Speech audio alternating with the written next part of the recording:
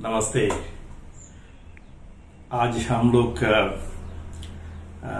Counselling के बारे में देखेंगे। काउंसलिंग में विशेष करके आज हम लोग नॉन डायरेक्टिव काउंसलिंग के बारे में देखेंगे। What is non directive counselling? See, non directive counselling is a counseling, one of the types of counseling among the various other types of counseling. We have already seen that perspective. Now, non-directive counseling is the chief proponent of this counseling is Carl Roger. Carl Roger is a great psychologist who talks about the humanistic approach to the exercise. So the whole psychology revolves around the human approach. The human approach means how you can make somebody very human, because there's a lot of there's a lot of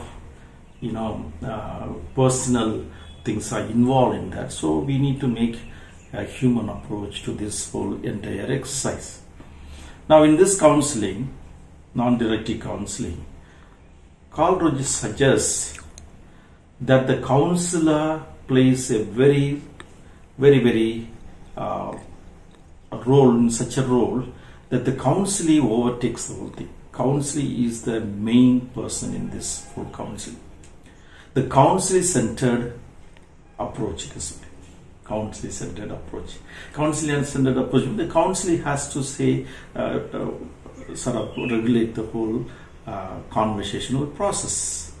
Now that's one thing. The counselee has every right and freedom to express and take a decision accordingly. Only the counselor is sort of supportive help. He is journeying with that counselee and helping the counselee to understand the process, understand the thing, and then leaves to the counselee to take a decisions.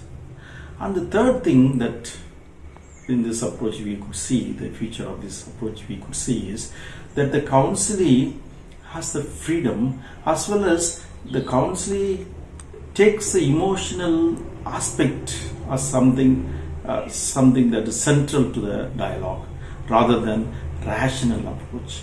On the directive counseling, we have seen that the rational approach is followed, but here is emotional approach is followed.